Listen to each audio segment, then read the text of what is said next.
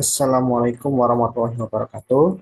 Perkenalkan, nama saya Abdan Junaidi dengan NIM 304241106. Di sini saya akan mempresentasikan tugas SPI yang berjudul Peradaban Islam Daulah Abbasiyah tahun 750 sampai dengan 1258 Masehi.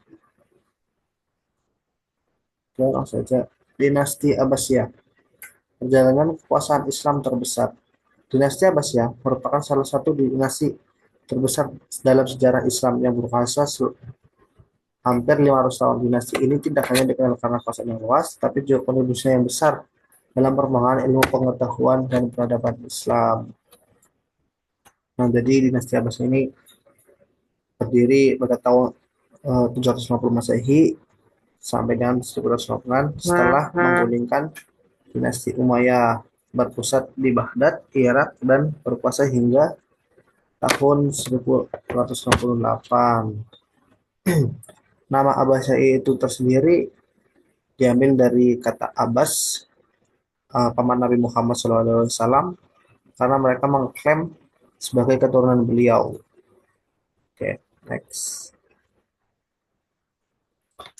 Pemerintahan, pembentukan pemerintahan dinasti Abbasiyah. Di sini ada 3 macam. Pertama, revolusi Abbasiyah. Yang kedua, pemilihan khalifah pertama Abbasiyah. Yang ketiga, ada pemindahan ibu kota dari Damaskus ke Baghdad. Oke, langsung next saja karena sama. Ini latar belakang berdirinya dinasti Abbasiyah. Latar belakang berdirinya Abbasiyah itu pertama karena pemberontakan terhadap Umayyah. Dinasti Abbasiyah muncul sebagai hasil dari pemberontakan terhadap dinasti Umayyah yang dianggap tidak adil. Tidak adilnya itu kenapa? Karena dinasti Umayyah itu dulu lebih condong ke bangsa Arab, sehingga bangsa-bangsa yang non-Arab mereka seperti tidak diprioritaskan, sehingga terjadilah kesenjangan sosial antara bangsa non-Arab dengan bangsa Arab. Yang kedua, alasannya itu ada eh, sekelompok Abbasiyah yang berawal dari kata Abbas, yaitu paman Nabi. Mereka mengklaim bahwa keturunan Khalifahan itu harus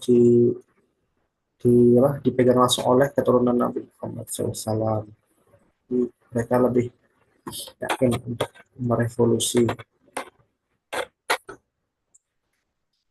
Di sini ada yang kedua adalah pengangkatan Abu Abbas.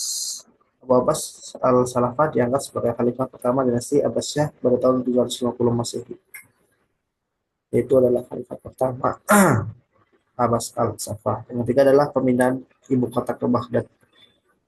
Ibu kota dinasti Abbasiyah dipindah ke Baghdad yang kemudian menjadi pusat peradaban Islam. Di sini ada beberapa alasan kenapa eh, pemindahan ibu kota dari Damaskus ke Baghdad. Yang pertama adalah lokasi yang strategis. Kenapa bisa dikatakan lokasi yang strategis? Karena lokasi ini berada di antara timur dan barat, memudahkan koneksi ke berbagai pusat perdagangan termasuk Persia, India, dan Laut Mediterania. Ini juga lokasi perdagangan ya. Jadi itu enaklah jadi sebagai pusat ekonomi. Yang kedua, kenapa dikatakan sebagai kata strategis, yaitu eh, tempatnya itu ini kan melingkar ya, karena dikelilingi tembok bundar, sehingga untuk pertahanan itu lebih lebih bagus dibanding di kota Damaskus. Yang ketiga, alasannya yaitu karena apa namanya, ingin mencari identitas baru, karena sebelumnya itu kan di Damaskus itu sendiri masih masih apa namanya, masih mereka tuh sekarang masih condong ke Bani Umayyah, sehingga ingin ingin berpindah ke Damaskus menjadi identitas baru sebagai simbol baru kelahirannya Bani Abbasiyah. Itu adalah beberapa alasan mengapa berpindah di kota ke Baghdad. Nah, sini adalah pembentukan pemerintahan dinasti Abbasiyah. Yang pertama adalah struktur pemerintahan. Dinasti Abbasiyah memiliki struktur pemerintahan yang kompleks dengan khalifah sebagai pemimpin tertinggi dibantu oleh para vizir, gubernur, dan panglima militer. Yang kedua, sistem birokrasi. Dinasti Abbasiyah mau mengembangkan sistem birokrasi yang efisien dengan pembagian tugas dan kewenangan yang jelas.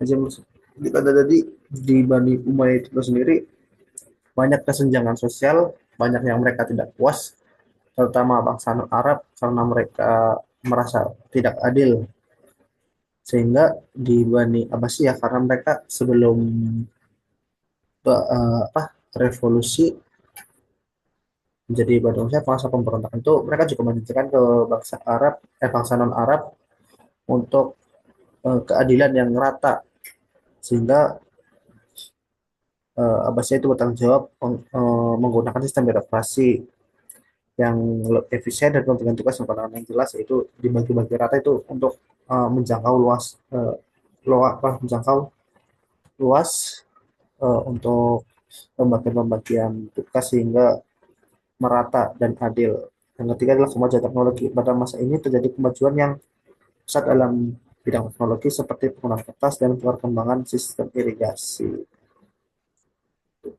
Nah, di sini ini adalah struktur pemerintahan Indonesia Rusia. Yang pertama, Khalifah, pemimpin dinasti Rusia. Kedua, Wazir, Menteri yang membantu Khalifah dalam pemerintahan. Yang ketiga, Gubernur, pemimpin di tingkat provinsi. Yang keempat, Panglima Militer.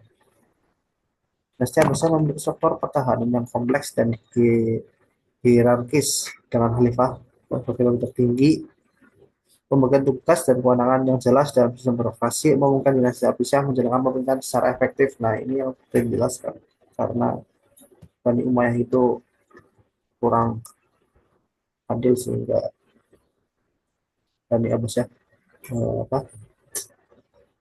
melengkapi itu kejayaan dan kemajuan ilmu pengetahuan. Di sini Abbasiyah karena bermaju ada beberapa poin. Inilah pusat ilmu pengetahuan. Baghdad menjadi pusat ilmu pengetahuan dengan didirikannya Rumah Kebijaksanaan Bait al-Hikmah sebagai pusat kajian dan penelitian. Kemajuan ilmiah, banyak ilmuwan filosof dan penulis ternama yang berkembang pada masa dinasti Abbasiyah seperti Al-Khawarizmi, Al-Farabi, dan Ibnu Sina.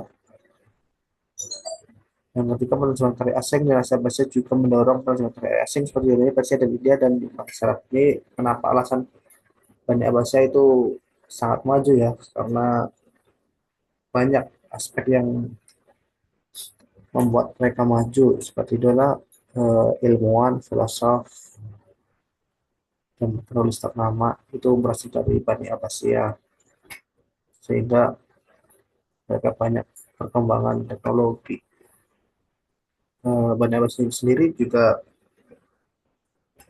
dikategorikan sebagai golongan keemasan atau sebagai inspirasi peradaban dunia sekarang loh, karena kemajuannya pada masa itu.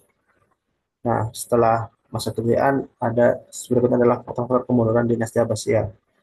Yang pertama, konflik internal. Terjadi berbagai konflik internal sebab perbuatan kekuasaan pemerintahan yang melemah stabilitas pemerintahan. Jadi ada beberapa faktor internal seperti dari keluarga itu sendiri berebut kekuasaan untuk menjadi pemimpin khalifah, sehingga eh, kurang efektif gitu loh. Menjadi mereka para masyarakat tuh menjadi kurang percaya dengan keputusan khalifah karena banyak perebutan dalam internal tersebut. Ada juga kasus korupsi dan nepotisme, penyalahgunaan kekuasaan dan nepotisme di kalangan elit penguasa menjadi faktor kemunduran dinasti Abbasiyah. Ini yang perlu diwaspadai ya, karena namanya korupsi dan nepotisme itu sangat-sangat merugikan negara, sehingga jadinya kemunduran dinasti Abbasiyah, serangan dari luar. Nah, ini faktor utama kemunduran dinasti Abbasiyah. Dinasti Abbasiyah menghadapi serangan luar seperti Tajuk Turki dan Mongol yang pada akhirnya menyebabkan kehancuran. Jadi serangan Mongol ini menghancurkan dinasti Abbasiyah.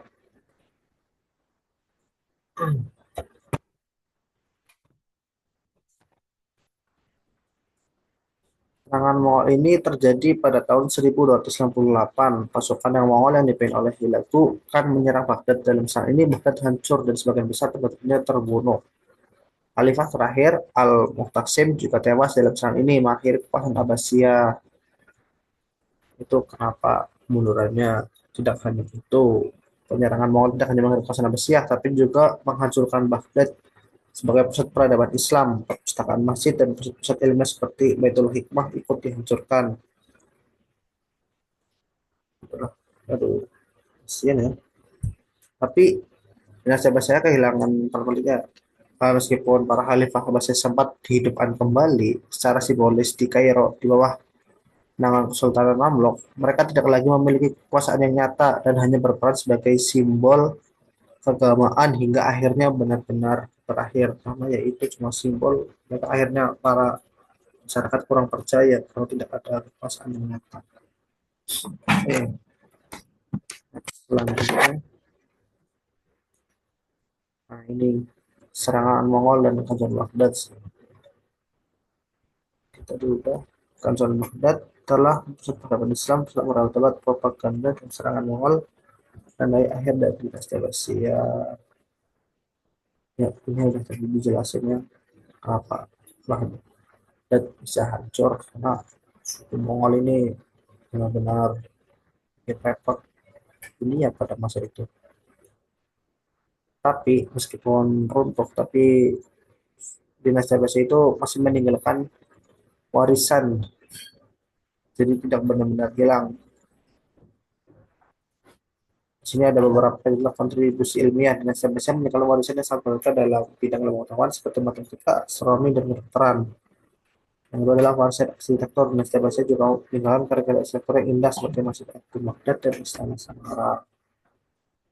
Ini alasan-alasan Baghdad menjadi kota keemasan atau salah satu dinasti paling wah. Oke, sekian presentasi saya kali pada malam hari ini. Kurang lebihnya mohon maaf. Wassalamualaikum warahmatullahi wabarakatuh. Oke, pada ini pada ini apa? Wes, mana nih? Mendur. Di stop saya. Ya, stop.